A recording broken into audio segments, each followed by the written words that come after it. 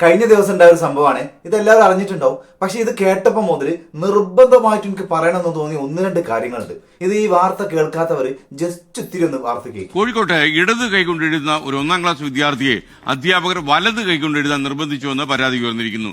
സ്കൂളിൽ ഇടത് കൈകൊണ്ട് എഴുതാൻ ഒരു വിദ്യാർത്ഥിയും അനുവദിക്കില്ലെന്ന് അധ്യാപകർ പറഞ്ഞതായിട്ടാണ് രക്ഷിതാക്കൾ പരാതി പറയുന്നത്.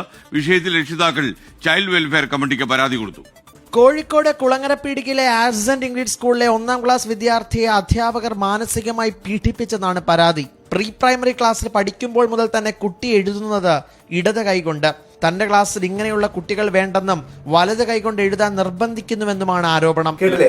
വെറും 1-ാം ക്ലാസ് പഠിക്കുന്ന ഒരു കുട്ടിയുടെ കൈവിരലിനോട് പോലും ഇത്രമാത്രം വേർതിരിവ് കാണിക്കുന്ന ഒരു ടീച്ചേഴ്സിന് എങ്ങനെയാണ് ഈ കുട്ടികളെ പഠിപ്പിച്ച് നല്ലൊരു വ്യക്തിത്വത്തിന് ഉടമയാക്കാൻ പറ്റുക? ഈ ടീച്ചർ പറയുന്നത് ഈ കുട്ടി ഇടത് കൈ കൊണ്ട് എഴുതുന്നത് കൊണ്ട് മറ്റുള്ള കുട്ടികൾക്ക് അത് ബുദ്ധിമുട്ടാവുന്നുണ്ട്, ഇടത് കൈ കൊണ്ട് എഴുതുന്നത് ദുശ്ശീലമാണ് എന്നൊക്കെയാണ്. ഏറ്റവും വലിയ രസം എന്താന്ന് വെച്ചാല് ലോകത്ത് പ്രശസ്തരും പ്രഗത്ഭരുമായിട്ടുള്ള ഒരുപാട് ലെജൻഡേഴ്സ് ലെഫ്റ്റ് ഹാൻഡർ ആയിരുന്നു എന്നുള്ളതാ. അതൊന്നും ഈ ടീച്ചർക്ക് അറിയില്ല. അമേരിക്കയുടെ മുൻ president Barack Obama left hander ആയിരുന്നു. നമ്മളൊക്കെ ചെറുപ്പം മുതൽ സ്കൂളിൽ പഠിച്ചിട്ടുള്ള ചിത്രകാരൻ ഡാവിഞ്ചി ഒരു ലെഫ്റ്റ് ഹാൻഡർ ആയിരുന്നു.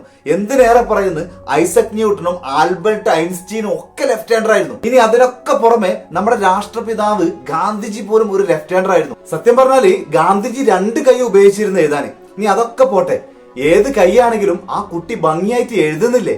അതല്ല നോക്കേണ്ടത്. ഇതൊന്നും അറിയാതെയും പഠിക്കാതെയും എങ്ങനെയാണ് ഒരു അധ്യാപികക്ക്, ഒരു പ്രിൻസിപ്പലിന് ഒരു ഇടത് കൈ കൊണ്ട് എഴുതുന്ന ഒരു കുട്ടിയോട് ഇത്രമാത്രം വേർതിരിവ് കാണിക്കാൻ പറ്റുന്നത്? ഇവരൊക്കെ എന്താ ചെയ്യേണ്ടതെന്നറിയോ? ഇങ്ങനെ ചെയ്യണം. വല്ലാത്ത ജാതി ആൾക്കാരില്ലേ.